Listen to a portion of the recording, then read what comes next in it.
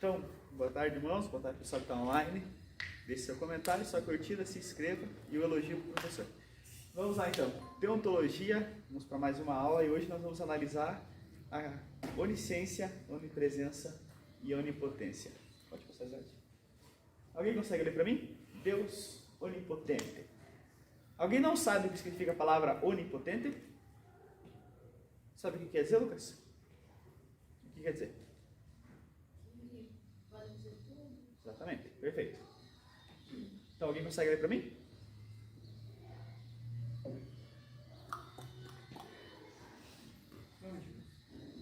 A palavra onipotente vem do latim omnipotens e se refere ao atributo de ter poder infinito ou ilimitado.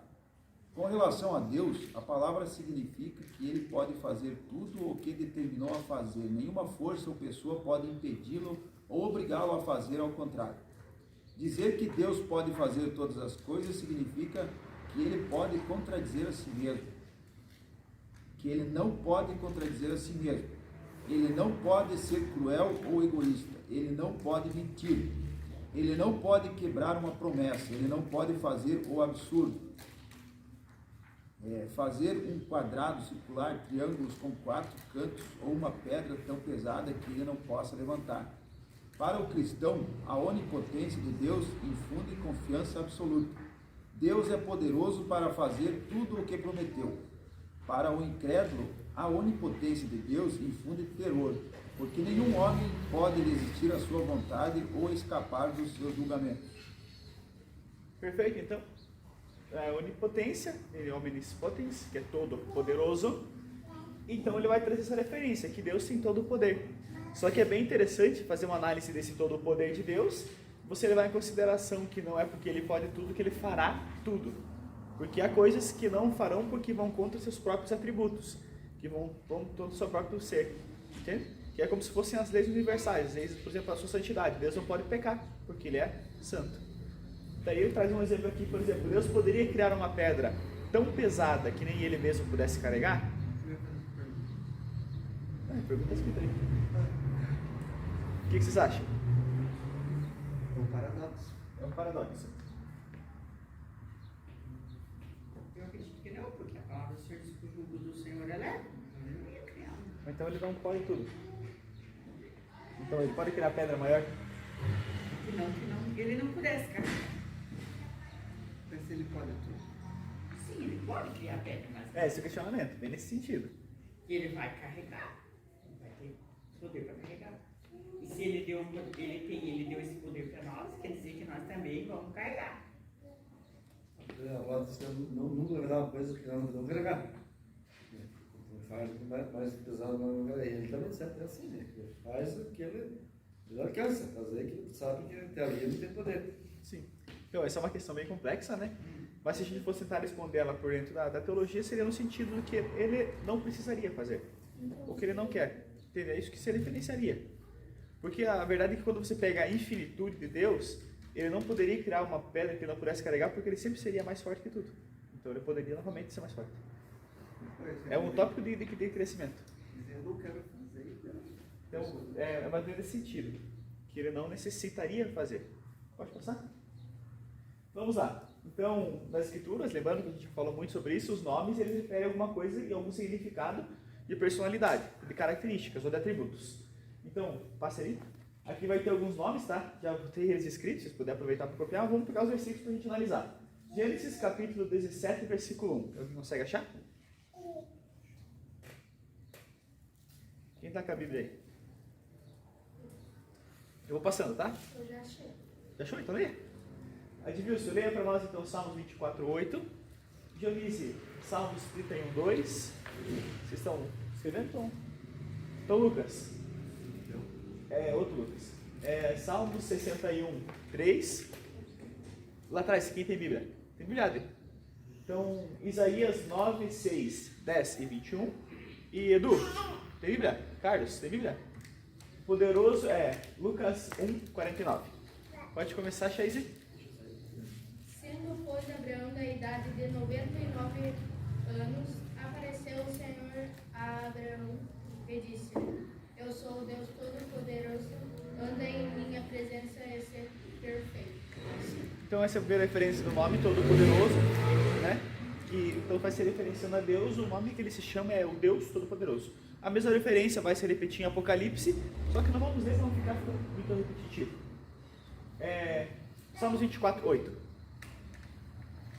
Quem é o Rei da Glória? O Senhor forte e poderoso, o Senhor poderoso nas batalhas.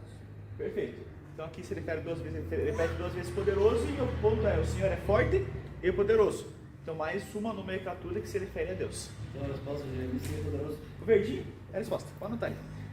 Já tá? Salmos 31, 2. Inclina para mim os teus ouvidos, livra-me depressa, se a minha firme rocha, uma casa fortíssima que me salva. Perfeito. Rocha é firme.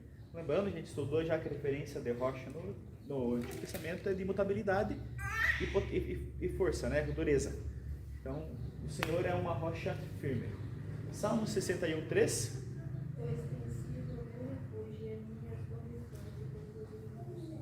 Perfeito. Torre forte, então traz o significado e traz o mesmo sentido, a nomenclação que se refere a Deus, a torre forte. Isaías, abre, 9:6. e depois 10, 21. Porque um menino nos nasceu, um filho se nos deu, e o governo estará sobre os seus ombros, e o seu nome será Maravilhoso Conselheiro, Deus Forte, Pai Eterno, Príncipe da Paz. Perfeito. 10, 21. Mais alto. Deus forte. Então, mais uma referência a Deus forte aqui. Então, citando Isaías. É claro que aqui Isaías 9 está se referenciando a Cristo, né? Mas é a mesma conjunção assim de Deus forte. E Lucas, com o Carlos? Porque o poderoso ele fez grandes coisas. Santo é o seu nome. Perfeito. Então, é uma referência agora a Deus, um nome poderoso. Perfeito? Então, esses 6 nomes aqui estão se referindo a características da onipotência de Deus. Que ele é poderoso, que ele é firme, que ele é rocha, que ele é forte, que ele é poderoso. Se refere mais de uma vez. Perfeito? Então vamos lá. Jeremias 32, 17 e 27. Então, e outra pessoa acha Mateus 19, 26 e Lucas 1, 37. Posso ler Jeremias? Já acharam? Acho que é. Achou? Eu leio, bem alto. Que dê para dar eco. Ah, Senhor Jeová, eis que tu fizeste os céus e a terra com o teu grande poder, e com o teu braço estendido nada há que te seja demasiado difícil. Perfeito. Então aqui o versículo de Jeremias está dizendo que não há nada que seja difícil o suficiente para Deus. Tem um texto, depois a gente vai ler, que me encantou bastante. Vai caracterizar o tamanho dele e é meio nesse sentido. Não há nada que seja suficientemente difícil para Deus. Perfeito? Pode ler, Lucas? E Jesus, olhando para eles, disse-lhes: aos homens isso pode ser impossível, mas a Deus pula de céu. Perfeito. Então, mais uma referência aqui. O Lucas também traz o mesmo sentido. Que a Deus tudo é possível, então não há nada nele que seja impossível. Então, referente então sobre a questão da onipotência de Deus, é que ele é capaz de manter tudo aquilo que ele determinou fazer. Então, sua vontade ela não pode ser negada. Aquilo que ele quer vai acontecer. Tudo que ele planejou, tudo que ele pensou tem que acontecer. Vamos lá. São 3. Agora são 3 partes. Vamos lá. Adivinha-se Jó 42, 1, 2. Não falei seu nome agora um pouquinho, me deu branco. Ah, não. Dionísio. Salmo 115, 3. Pastor Luiz, estão com Bíblia? Eu vou escrever hoje, mas Então tá bom, vai. Lucas e vai. Efésios 1, 11. E daí abre lá atrás, já abre Salmo 115, 3, 8, 9 e 11. Pode ler disso. Então respondeu Jó ao Senhor: bem sei que tudo podes, e nenhum dos teus planos pode ser frustrado. Perfeito. Então é bem interessante que esse capítulo 42 de Jó é o final do livro de Jó, e eles estavam num debate teológico e a Deus apenas havia se manifestado e respondido quem ele era. Então Jó, quando a resposta para Deus, ele fala: eu sei que tu podes e nenhum dos seus pensamentos podem ser impedidos. Próximo. Mas o nosso Deus que está no céu e faz tudo o que lhe apraz. Perfeito. Então, se eu não tinha pego, você citava que Deus fez tudo o que lhe agradou. Então Deus faz aquilo que lhe agrada, que é a sua vontade. Ele apraz é aquilo que eu faço que é da minha vontade. Não estou muito em cima nessa câmera? Próximo. Nele digo, em quem também fomos feitos. Herança havendo sido predestinados conforme o propósito daquele que fez todas as coisas, segundo o conselho da sua. Perfeito. Então ele fez e faz todas as coisas segundo a sua própria vontade. Então não há nada que possa influenciar a Deus. Ele faz essa coisa com a sua vontade. Então aqui tem um ponto bem interessante, que é o que distingue Deus dos ídolos. Por exemplo, foi citado muito na apresentação da Edmilson a questão católica, né? Então esse versículo que quando você for conversar com um católico é bom você saber a decora. Quem pode ler, abre, né? Entre 15 e 9 a 11. E depois é 3 a 8 e depois 9 a 11. Mas o nosso Deus está nos céus, ele faz tudo o que lhe apraz. 3 a 8. Os ídolos deles são prata e ouro, obra das mãos do homem. Tem boca, mas não falam, tem olhos, mas não veem. Tem ouvidos, mas não ouvem, tem nariz, mas não cheiram. Tem mãos, mas não apalpam, tem pés, mas não andam. Nem som algum sai da sua garganta. Semelhantes a eles sejam os que fazem, e todos os que neles confiam. Perfeito. Vocês prestaram atenção no versículo que fala? Tem boca, mas não fala, tem ouvidos, mas não ouve, tem olhos, mas não vê. É uma referência às imagens. É o Deus que eles Naquela têm. época eles até eram mais caprichosos, faziam de ouro e prata. Hoje eles fazem de simples gesso aqui. Não custa quase nada. Mas é esse sentido. É esse o versículo. Se eu não me engano, na Bíblia Católica ele está no Salmo 117 ou 113. Acho que era 2 para mais, 2 para menos, algo assim. É o mesmo versículo, está citado na Bíblia Católica. Se um dia tu precisar conversar com alguém, só dar uma procuradinha ali. Aproveitando, né, esse gancho dos católicos aí, eles vão alegar o seguinte, que é no Antigo Testamento que é proibido. Sim. No Novo Testamento não está proibido. E aí por isso que na Igreja Católica tem o São João, São Paulo, todos os Sim. santos do Novo Testamento, mas não tem nenhum São Moisés. Sim. Eu não sabia desse ponto, achei bem interessante. E é bem interessante também que na Bíblia Católica, os 10 mandamentos, onde fala não fará para ti imagem de escultura, ele é trocado por outro mandamento. Né? Porque os 10 mandamentos católicos é diferente do evangélico. Por causa dessa mudança ali também. Pode falar. Teve uma passagem na casa que o meu. Mais alto. Teve uma passagem na casa que o meu tio mandou. A minha mãe mandou mensagem que o meu tio Pai Senhor, né? Ele pegou e respondeu, mas assim, Pai Senhor nada. Assim, sem a Maria não existia isso. E assim, eu falei para ele Mateus. Não, é João 15, 24. E daí fala que.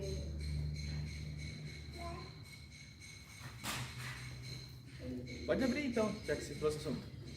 Mas essa ideia de Maria é um outro assunto, né?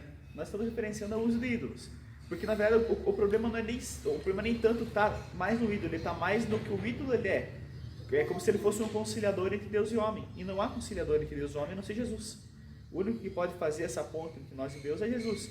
Então não existe um santo que nós vamos orar para ele e não vai. Hebreus vai falar, por exemplo, o homem está predeterminado a morrer apenas uma vez e depois da morte o juízo. Não há um meio termo, não há pessoas que ficam nesse esquema. Há só a vida e o acerto com Deus, o juízo, que é a cobrança da nossa vida. Intermediário.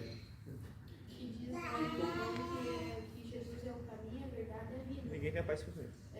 Só que daí ele falou que a nossa Bíblia, os pastores pegam esse mesmo coisa, só que a Bíblia deles Não, dá para estudar a bibliologia para ver como é que funcionou isso aí. Na verdade, assim, a Bíblia católica e a evangélica ela é igual no Novo Testamento. Ela é separada no Velho Testamento, porque eles são diferentes. Só que a nossa é igual à judaica, então entende que a diferença ali. Como é que a gente vai argumentar com alguém católico que é mais fácil orar com um santo do que pelo próprio Deus? Porque um santo não acontece mais rápido, ou até acontece.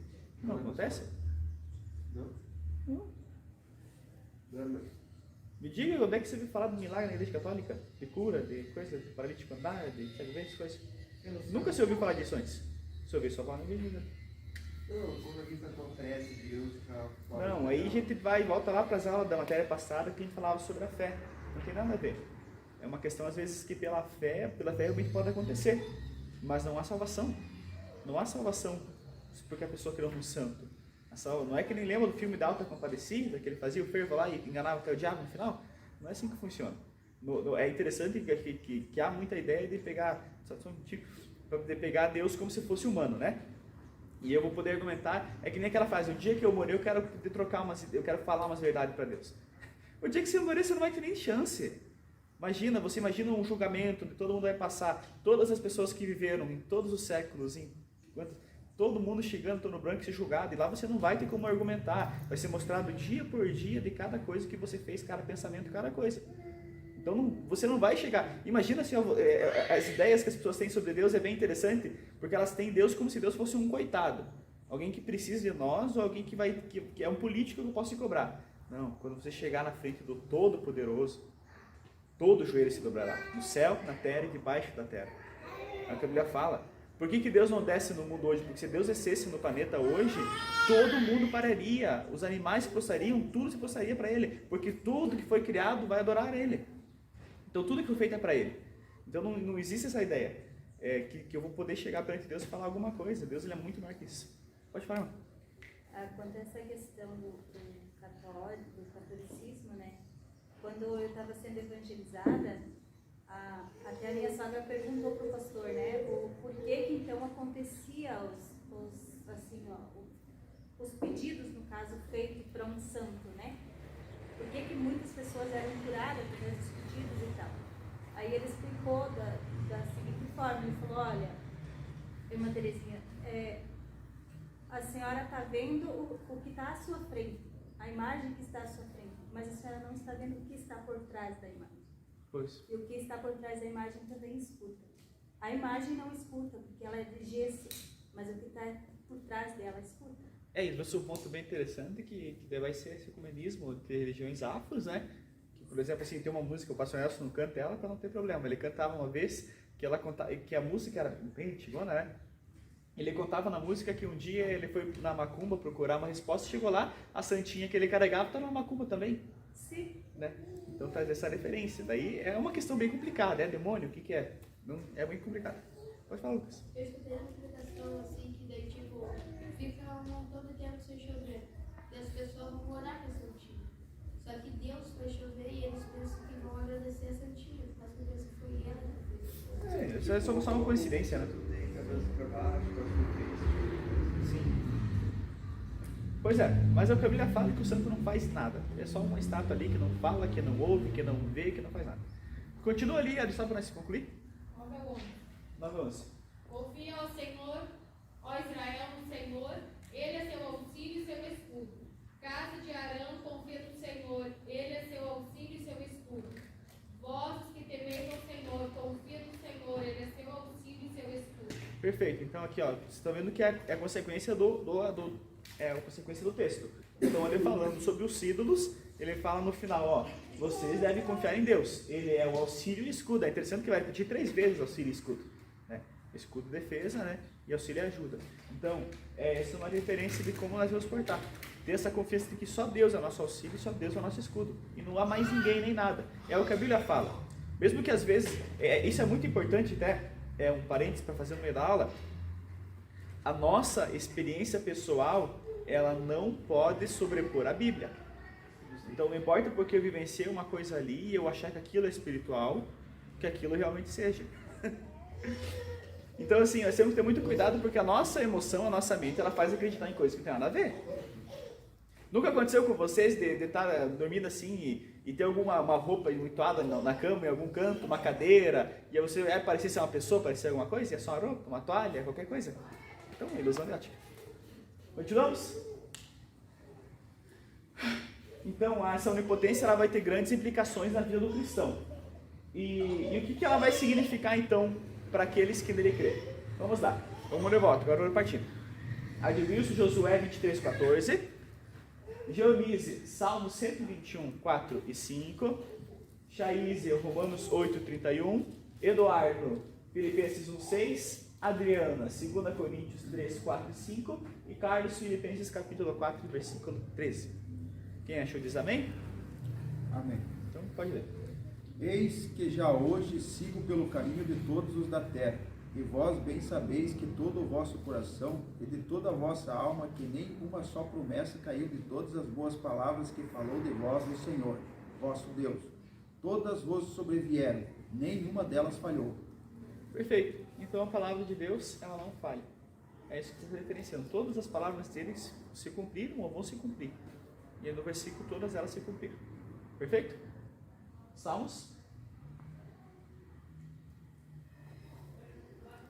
Eis que não tosquenejará, nem dormirá o guarda de Israel. O Senhor é quem te guarda, o Senhor é a tua sombra, à tua direita. Perfeito. Então se Deus ele é onipotente, ele também é a nossa proteção. Ele tem o poder de nos proteger. Isso não quer dizer que a gente não vai sofrer coisas, tá? Mas isso quer dizer que ele estará sempre no final nos protegendo. Romanos? Que diremos, pois, a estas coisas? Se Deus é por nós, quem será contra nós? Que ninguém será contra nós. Eduardo? Tendo por certo isso mesmo, Mais alto? que aquele que vos começou a boa obra, aperfeiçoará até o dia de Jesus Cristo. Perfeito. Esse versículo é bonito, né? Mas está nesse sentido. Então, como ele é onipotente, ele também aperfeiçoará sua obra em nós. 2 Coríntios? É por Cristo que temos tal confiança em Deus. E não que sejamos capazes por nós de pensar alguma coisa, como de nós mesmos, mas a nossa capacidade vem de Deus. Perfeito. Então, Paulo estava se referenciando aqui a essas capacidades e dons, né? Mas o ponto aqui, ó, que toda capacidade vem de Deus. Tem um ponto que ele vai falar que todo dom perfeito vem de Deus, que é em 2 Timóteo, se não me engano, 3:17, que fala disso. Então, toda obra, todo dom perfeito vem de Deus, então é Ele quem nos dá essa capacidade, toda a nossa capacidade de pregar, de falar, de orar, de tudo isso vem de Deus. Entende? Eu não oro, a pessoa que ora bastante, ela não ora bastante porque ela se esforça, ela ora bastante porque Deus deu a graça dela orar bastante, senão não ora. E Filipenses? Alto. Também peço a seguinte comigo no Evangelho. Também temente com os demais cooperadores, meus cujos nomes se encontram no livro da vida. Filipenses 4:13? É que eu não consegui ouvir, cara. Vocês me sentam lá atrás, eu não consigo nem ouvir o que vocês falam. Tudo posso naquele que me fortalece. Posso que fortalece. Perfeito. Então vamos lá, como nós cristãos devemos responder então mediante essa onipotência de Deus? Romanos capítulo 4, versículo 19 e 21. Pode ser, Gilson? Gênesis 17 primeiro, pode ser, Gênesis? Gênesis 17 primeiro.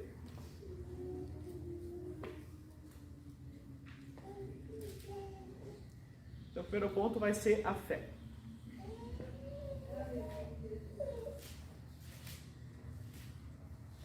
E sem enfraquecer na fé, embora levasse em conta o seu próprio corpo amortecido, sendo já de 100 anos a idade avançada de Sara, não duvidou por incredulidade da promessa de Deus, mas pela fé se fortaleceu, dando glória a Deus, estando plenamente convicto de que Ele era poderoso para cumprir o que prometera. Perfeito, então aqui os dois versículos vão se referenciar a Abraão, né? Que a ação de Abraão aqui foi confiar nele. Então ele teve a fé para confiar em Deus. Mesmo já estando velho, né, acabado, e mesmo assim ele confiou na promessa de Deus. Gênesis? Sendo, pois, Abraão da idade de 99 anos, apareceu o Senhor a Abraão e disse: Eu sou Deus Todo-Poderoso, anda em minha presença e sê perfeito. Então aqui, vamos lá. Qual que era, o que aconteceu aqui? Abraão, ele teve a atividade de obedecer a Deus. Deus mandou Abraão que ele andasse na presença dele e fosse perfeito. Então, esses dois pontos nós temos que ter. Temos que ter fé e confiar em Deus, e temos que andar na sua presença e sermos perfeitos. Ou seja, estarmos sempre na busca de sermos melhores para Ele, para a glória dele. Amém? Vamos lá. Agora vem o onipresente. Consegue ver daí, Lívia? Então leia.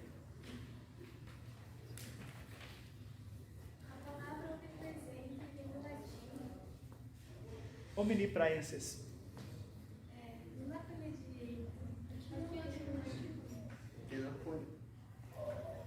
A palavra onipresente vem do latim omnipresente,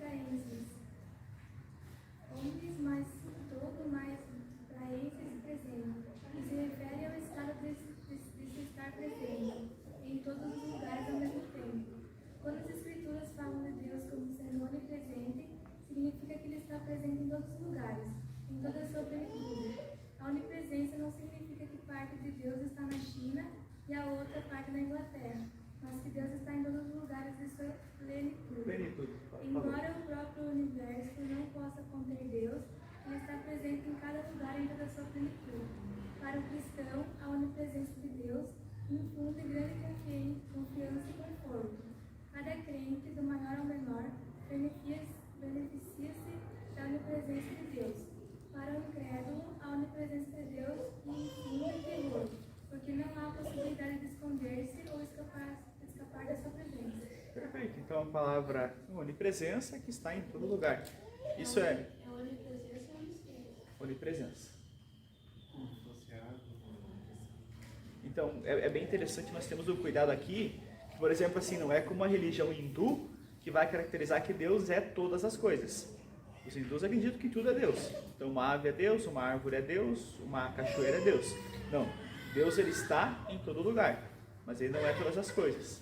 É bem interessante porque ele até se transforma no contraponto, porque está em todos os lugares, mas ele não é todas as coisas. Isso é um ponto que vai ser bem interessante, porque ao mesmo tempo que ele é, vai ter um versículo que nós vamos analisar aqui agora, que nem o céu dos céus é capaz de poder absorver a presença dele, mesmo assim ele está em todo lugar. Perfeito? Quer contar alguma coisa?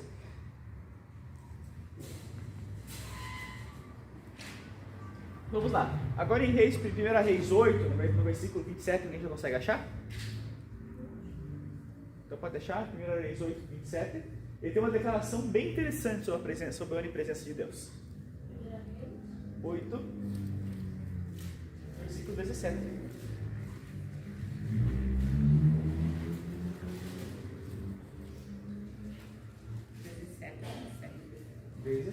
Não, 27, tá certo, li errado. Mas na verdade habitaria Deus na terra, eis que o céu e até o céu dos céus não te podem conter, quanto menos esta casa que edifiquei. Olha que profundo, aqui era quando Salomão havia edificado o templo, né? O templo de Israel. E olha o que Salomão diz ali, que nem os céus dos céus. Alguém consegue tentar explicar essa frase? Carlos, tenta você. Céus dos céus. O que significa? Se o Lucas não está mais aqui para passar para mim, eu estava esperando. Pode falar. Mais alto. São a dimensão que tem que passa por cada céu que tem. Não sei. Na verdade, isso para nós mesmo é um mistério. Mas está se referenciando a algo que é maior do que o céu. Provavelmente se referenciaria ao universo. Porque nós entendemos que nós vemos o céu azul aqui, mas em cima do céu existe mais um espaço, que é muito maior. E olha, o céu dos Céus, no plural. Então, realmente, vai ser referenciar universos, a coisas gigantes. E é bem interessante que nem isso é capaz de conter o tamanho e a presença dele. É aquilo lá que Paulo falava que foi levado ao Terceiro céu. Será que são esses céus aí? Então, aí que estão as ideias. Daí se nós analisar assim, primeiro céu, esse céu azul que nós vemos, né? Segundo céu, o universo, e o terceiro céu, onde Deus habita. Então seria esse o céu do céu? Provavelmente. Essa seria a análise que eu acho que chega mais perto.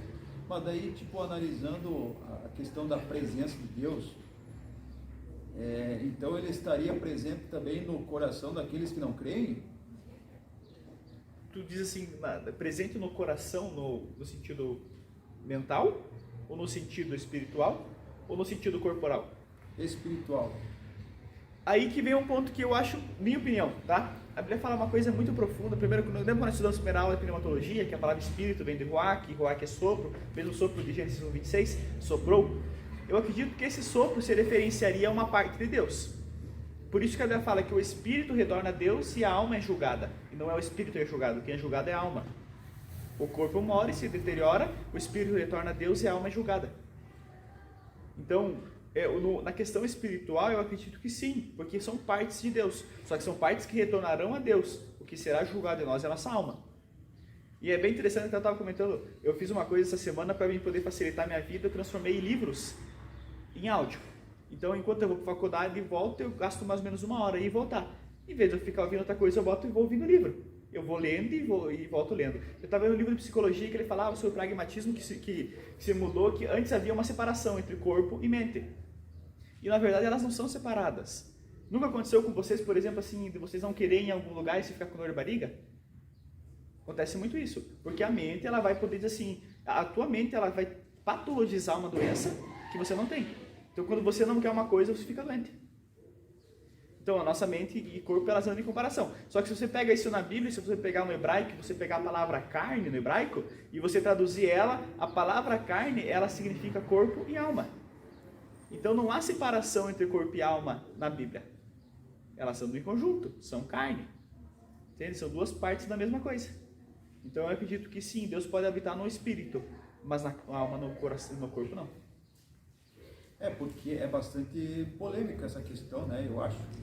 Porque Jesus disse, né? Eis que estou à porta e bato. Se abrirdes, entrarei. E cearei com ele. Então, se não abrirdes, ele não entra. Ele não está lá. Aí tem que analisar, será que ele está falando de coração quando estou à porta e bato? Porque às vezes podia ser uma referência geral, né? Eu já vi pessoas traduzindo essa parte de Apocalipse como se fosse uma coisa literária. E outra literal, questão, não literária, literal. Outra questão que a gente pode polemizar também é o inferno. Bem, Pois nós conversamos Deus sobre isso tá no algumas, atrás, né? Algumas aulas atrás sobre isso, né? Aí que tá, lembra que nós citei? Quando a pessoa morre, o espírito, só que aí vamos pegar Salmos, tá aqui, 139, vai falar que Deus está no inferno também. Vamos lá, Salmo 139, abre aí, Gilson, 7 e 10. Salmo 139, capítulo 7, versículo 10. Pode ler, Gilson, se você estiver aberto. Para onde me ausentarei do teu espírito? Para onde fugirei da tua face? Se subo aos céus, lá estás.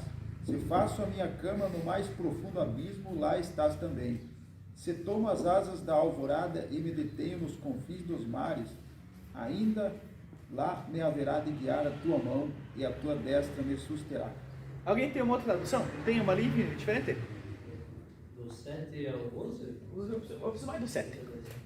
Para onde me O 7 e irei 8. do teu espírito, ou para onde fugirei da tua face? Se subir ao céu, tu aí estás. Se fizer no Seol a minha cama, Seol. eis que tu ali está também. Se Alguém tem tornar outra as tradução? Eu preciso de uma tradução ACF. 131. Bom, resumindo, olha que interessante. Se eu subir aos céus, versículo 8, lá tu estás. E se eu fizer na minha cama, no Seol ou no abismo, na tradução que eu peguei quando eu fui fazer, era ACF, a tradução é que, não lembro o que quer dizer, dizia assim, Almeida corrigida e fidelizada, acho que dizia que se eu fizer se eu subir aos céus, tá? Se eu descer ao inferno, também estarás lá. Agora, esse inferno aqui, a Bíblia vai falar sobre 3 tipos de inferno. Então nós temos que entender o que ela está falando, né? Um dia que a gente fazer um estudo sobre o inferno, dá para pegar. Mas em um resumo assim, quem criou o inferno? E ele não poderia estar lá também? Viu que na verdade eu estava estudando umas coisas sobre o Antigo Testamento. Diz que tipo, as pessoas que morriam antes, elas iam para o Seol, que ele era dividido em 2. Como Jesus fala Abraão, no sim. ímpio Lázaro. Sim, mas voltando, nós estudamos isso algumas aulas atrás, isso são analogias. Uma interpretação correta do inferno é muito complexa. É que daí, tipo, porque há muita interpretação diferente. Ele desceu no Sim, ele desce e ele prega as almas perdidas. Então, é um ponto complexo.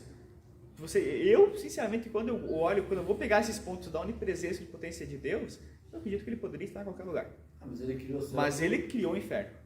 E se ele criou o inferno, ele criou para punição. E o céu pôs... Sim, mas ele criou. E ele criou para punição. Então, se ele criou, ele é dono. Viu? Mas só que esse inferno aqui é diferente do lago de enxofre. Sim, o lago de enxofre do Apocalipse ele é uma segunda morte, é outra questão. É outro Sim. inferno. Mas tem mais um ainda. Ixi, um dia desses vamos fazer uma aula só do inferno. Dá pra fazer um bem interessante. E se ele quiser instalar os dedos assim e desfazer do inferno? Lembra lá do início. Ele pode, mas ele não faria porque ele estabeleceu os atributos. Entende? E o que é o céu? O céu? Então, esse é o lugar da morte. Ele foi citado. Tanto dos santos quanto do... É aí que tá, porque assim, quando você para analisar ali no caso hebraico, no Antigo Testamento, você pode interpretar como se fosse o túmulo, você pode interpretar como se fosse o inferno literal, e você pode interpretar como se fosse a morte. Então, é complicado, são 3 interpretações básicas ali. Fala, Lucas. E como fala que se Deus mandasse mais para o inferno, ele não teria fazendo errado. Ele seria justo, então se ele mandasse mais para o inferno, ele teria controle. Sim, seria justo por causa dos nossos pecados. Mas vamos lá, eu tenho a declaração lá, eu tenho me dado a chave da morte e a chave da morte e da vitória. Então, Deus tem esse poder, Cristo tem o poder sobre o inferno também. E eu acho que, se não me engano, é Lucas 6:32, eu acho que você. Ele diz que nós não devemos temer aquele que só nos mata e não pode fazer nada. Aquele que pode nos matar mas e vai aquele no que pode nos matar Sim. e vai no inferno. Então, É uma questão assim de análise, tá? Também não é muito sério. Podemos continuar então? Então já fomos para Salmos, né? Então, Salmos aqui estava citando que nós não podemos fugir dele. É isso que Davi fala. É bonito esse versículo, né? Se eu subir ao céu, sei que tu está lá. Se eu descer no mais profundo abismo, ali também tu vai estar. Então, se eu for ao fim do oceano, no fundo do mar, eu também estaria. É muito profundo isso. Mas isso a referência aqui é citada aqui. Deus consegue ver nós em qualquer lugar. Então, Ele nos acompanha em qualquer momento. Eu não posso me esconder de Deus. Então, tudo que eu faço, inclusive meus pensamentos, por Deus, são conhecidos. Atos 17:24. Lê lá atrás, Carlos, em voz alta. Atos 17:24. Alguém já tinha aberto? Então, abre, leia. Alto. Vocês sentam muito atrás e não dá para ouvir vocês. Deus fez. 17:24. O Deus que fez o mundo e tudo que nele existe, sendo Ele Senhor do céu e da terra, não habita em santuário feito por mãos humanas. Perfeito. Mesmo sentido. Então, Deus não habita no templo por mãos humanas. Aqui são fatos que vão caracterizar a grandeza dele. Tá? É o mesmo que foi referenciado antes ali quando Davi leu 1 Reis, ele vai ser referenciado em Atos. É o mesmo texto, só que repetido. Eu acho que é 3, tá bom. Então, Deus não habita em nenhum modo, não necessita de nada. Tu não leu até o final 28, né? Não, só 24. Então, lê até 28, eu quero pegar um ponto bem interessante aqui. Também 25. Nem é servido por mãos humanas, como se de alguma coisa precisasse, pois Ele mesmo é quem a tudo da vida, expiação e tudo mais. Deus só fez toda a raça humana para habitar sobre toda a face da terra, havendo fixado tempos previamente estabelecidos e os limites da sua habitação, para buscarem a Deus, se porventura tentando possam achar bem que não está longe de cada um de nós, pois nele vivemos e nós movemos, existimos como alguns dos vossos poetas têm dito, porque dele também somos geração. Alguém sabe o que significa a palavra tateamos? Eu vi te perguntando o que é aquela palavra. Tateamos. Alguém sabe o que significa a palavra tateamos? Isso que é importante. Tatear? bosta. Isso, tatear é você. Sabe quando você está de noite procurando uma coisa no escuro que você apontou na mão? O que aconteceu? Então é você procurar alguma coisa no escuro. E é isso que Atos fala aqui no versículo 27 versículo que está sobre isso. Que ele fez sobre isso para que nós tateamos para que nós buscasse uma coisa que é muito grande para a gente ver. Uma coisa que é tão gigante que é difícil de notar, então a gente procura como se fosse no escuro. A busca do conhecimento de Deus é isso. Por isso que tão poucas pessoas têm a capacidade de vir buscar. Por isso que a maioria das pessoas tem preguiça. Porque a verdade é assim, ó, se você pegar a maioria das pessoas que vêm numa igreja e ela começar a estudar a Bíblia, ela vai ver que Deus que ela adora, às vezes não é o Deus que ela conhece. Então ela adora um Deus que não é o Deus que está na Bíblia. Então, isso, e tem uma parte da filosofia que a gente já estudou, isso você deve lembrar, estranhamento. Já viu falar desse conceito? Estranhamento? Quando você aprende uma coisa totalmente nova e você se sente estranho por não conseguir entender aquilo. Então, a teologia traz muito isso, a verdade ela traz isso. Quando você começa a pegar pontos de Deus, muita coisa que você acreditava que eram verdade, você vê que não tem nada a ver. Por isso que muita gente não gosta de estudar teologia. E daí usa aquela premissa do versículo, a letra mata e o espírito, que o versículo não tem nada a ver com isso. O versículo fala de outra coisa. Então, aqui tem mais alguns textos que são importantes sobre a onipresença de Deus, tá? E vamos resumir essa verdade aqui. Deuteronômios 4:17, pode ser de Wilson. Não, 4:7, eu estou lendo. Dionísio, Salmos 46 primeiro. Não está com Bíblia ainda, olha. Ó, tem uma Bíblia aqui, ó, passa lá para trás. Tem uma sobrando aqui. Então, o livro se abre Salmo 155:18 e vimos Isaías 43:1-2. Pode ler? Pois que grande nação há que tenha deuses tão chegados a si como o Senhor, nosso Deus, todas as vezes que o invocamos? Então aqui, está se referenciando que Deus ele é acessível. É uma comparação que não há nenhum outro povo, nenhuma outra nação que ela tenha um Deus tão fácil. Deus ele é acessível cada vez que nós invocamos ele. Salmos? Deus é o nosso refúgio e fortaleza, socorro bem presente na angústia. Tem até uma canção disso. Socorro bem presente na angústia. Deus é o nosso refúgio, fortaleza e socorro presente na angústia. Interessante que é na angústia. Salmos? Lígia? Perto está o Senhor de todos os que invocam, de todos os que invocam em verdade.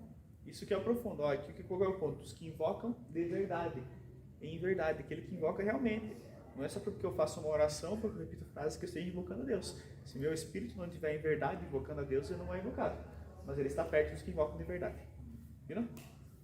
Mas agora assim diz o Senhor que te criou, ó Jacó, e que te formou, ó Israel. Não temas, porque eu te remi e chamei-te pelo teu nome, tu és meu. Quando passares pelas águas, estarei contigo, e quando pelos rios, eles não te submergirão. Quando passares pelo fogo, não te queimarás, nem a chama arderá em ti. Perfeito. Em resumo, né? Deus está conosco em todos os momentos. Não vou botar o texto inteiro, senão vai ficar longo, né? Perfeito? Palavras. Então vamos lá, para finalizar aqui, isso aqui rapidinho. Deus, ele é onisciente. Então a palavra onisciente, ela vem do latim omnisciensis, que é todo, omnis, e ciência é conhecer. Lembra ciência? Então vem aí. A onisciência de Deus significa que ele possui conhecimento perfeito de todas as coisas, seja no passado, no presente e no futuro. Imediatamente, sem esforço, simultaneamente e exaustivamente. Então não há nada oculto para Deus e não há jamais a mínima diferença entre o conhecimento de Deus e a realidade. Ele não apenas sabe de todos os fatos, mas ele os interpreta com perfeita sabedoria. Para o cristão, a onisciência de Deus infunde grande confiança e conforto.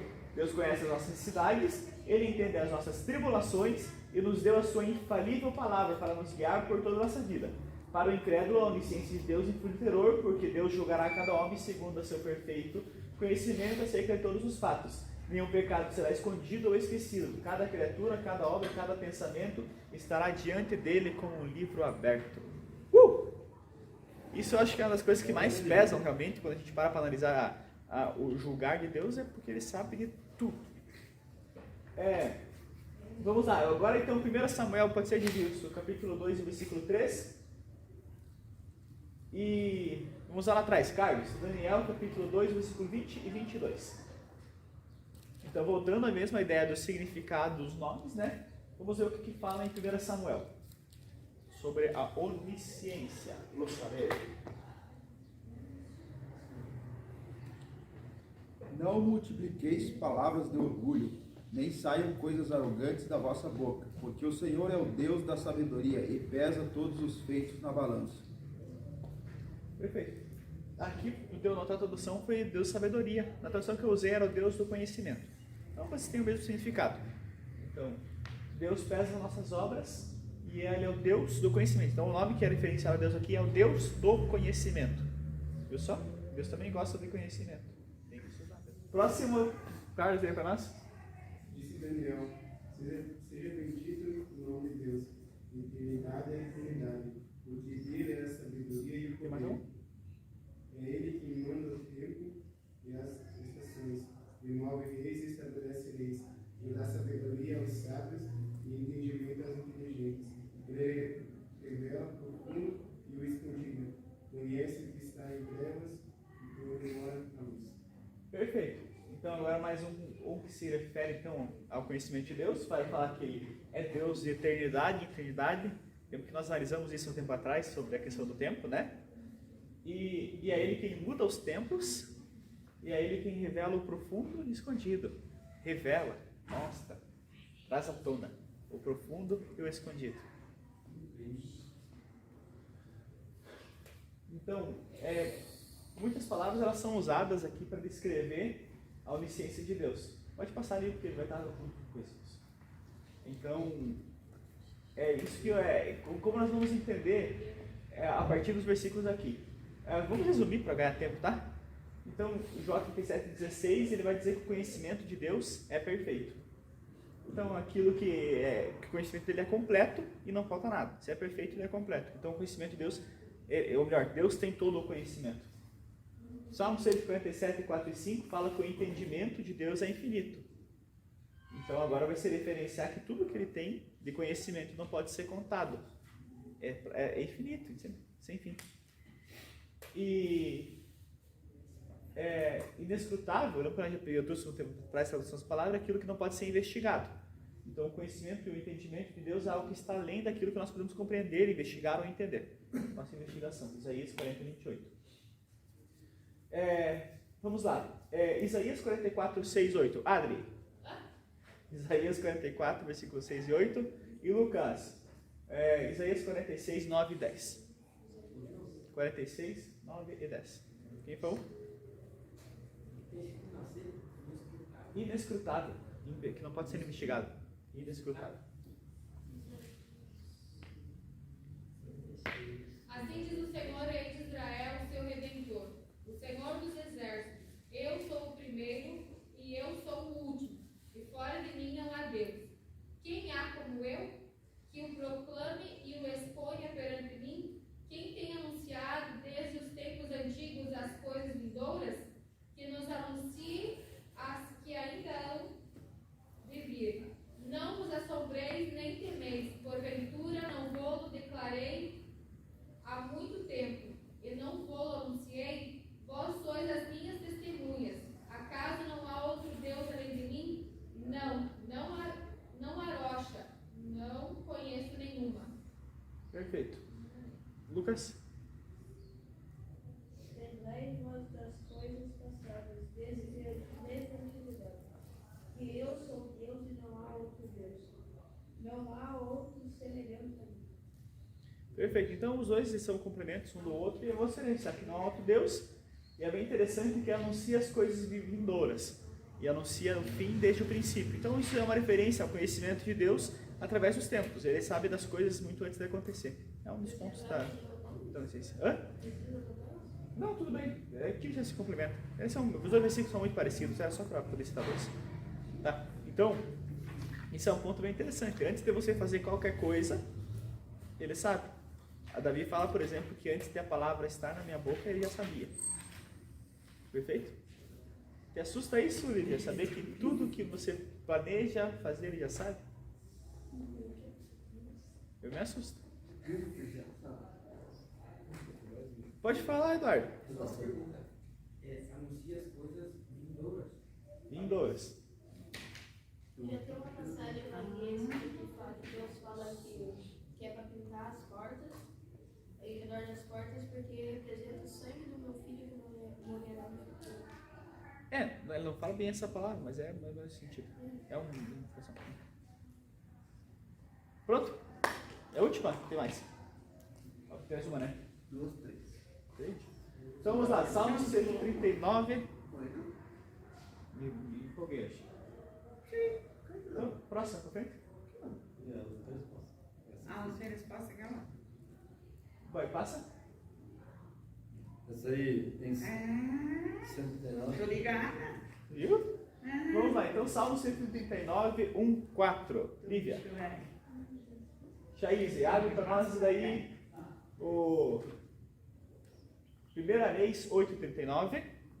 Geonise, Salmo 7, 9. Eduardo, Salmos 94, 11. E Vino, Romanos 2, 16. Salmo 139, 1, 4. Salmo 139. Primeira vez. Você 1 Reis 8:39.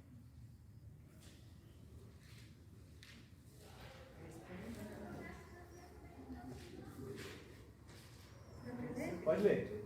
Ó Senhor, tu me sondaste e me conheces. Tu conheces o meu assentar e o meu levantar. De longe entendes o meu pensamento. Esquadrinhas o meu andar e o meu deitar. Conheces todos os meus caminhos, sem que haja uma palavra na minha língua. Ó Senhor, tudo conheces. Perfeito. Então esse versículo aqui é uma das obras mais completas ali de versículos que se referencia o quanto Deus conhece nós. E Ele conhece cada detalhe ínfimo da nossa vida, Ele conhece. Então Ele conhece tudo sobre nós. 1 Reis. Ouve tu, Deus dos céus, assento da tua habitação, e perdoa, age e dá cada um conforme a todos os seus caminhos, e segundo vireis o seu coração, porque só tu conheces o coração de todos os filhos dos homens. Perfeito. Então Deus conhece o coração de todos. Salmos. Tenha já fim a malícia dos ímpios, mas estabeleça-se o justo, pois tu, ó justo, Deus, provas o coração e a mente. Perfeito. Aqui, mente, acho que a tradução que eu peguei deu malícias. Acho que é por causa disso o versículo inverteu. Mas então é nesse sentido. Deus prova o coração e a mente, ou a malícia, né? Acho que a tradução era contrária. Mas pode ser um dos certo. Salmos 94. O Senhor conhece os pensamentos do homem e seu vaidade. Perfeito. Então Ele conhece os pensamentos do homem. São o quê? O que é vaidade? Tudo que se vai. Agora é vaidade. Romanos. No dia em que Deus há de jogar os segredos dos homens por Jesus Cristo segundo o meu evangelho. Aí que tá. Chegará o momento do julgamento. Deus julgará os segredos dos homens. Os segredos mais ínfimos e escondidos dos homens. Então, essa questão da onisciência para nós, ela nos traz uma confiança, né? Que todas as nossas cidades e tribulações Deus está vendo. 2 Crônicas, capítulo 16, 9, pode ser de Wilson. E Mateus 6, 7 e 8, Carlos, lá atrás.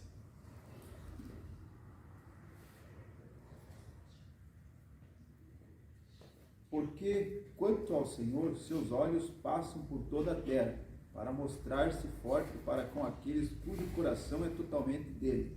Nisto procedeste loucamente, por isso, desde agora haverá guerra contra ti. Perfeito, então olha só, esse versículo falando que Deus ele olha a terra, aqueles que têm o coração perfeito, ou totalmente dele, como a tradução usada aqui, são aqueles que Deus ele se mostra forte. Então, por isso que Deus ele julga o nosso coração, a nossa aparência. Carlos?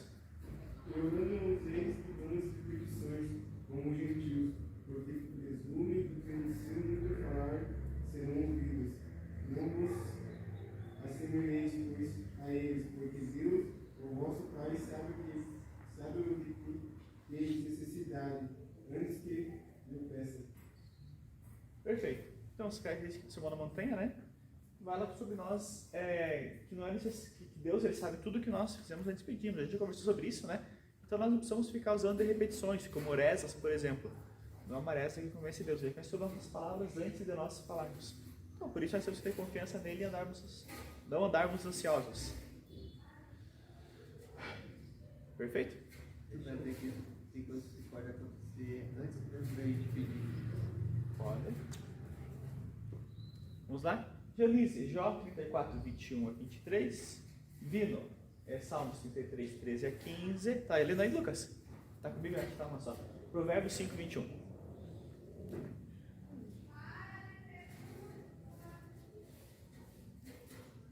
Então aqui, voltando no mesmo sentido, cada criatura, cada pessoa é para Deus como se fosse um livro aberto, né? Então isso às vezes acaba gerando terror nas pessoas. O que esses versículos vão falar sobre isso? Jó? Tranquilo. 34, 21, 23. Porque os olhos de Deus estão sobre os caminhos de cada um, e Ele vê todos os seus passos. Não há trevas, nem sombra, nem morte, onde se escondam os que praticam a iniquidade, porque não precisa considerar muito no homem para o fazer ir a juízo diante de Deus.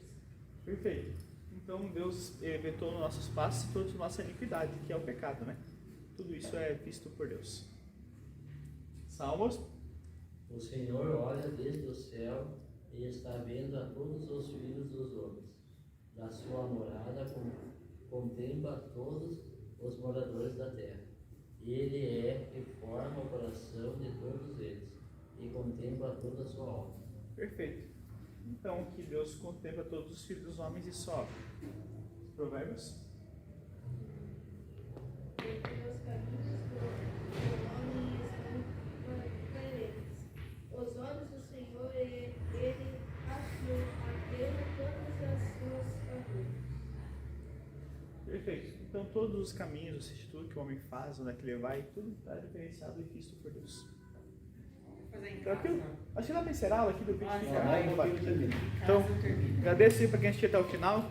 Deixa um comentário se assistiu até o final, né? Obrigadão. Sério lá.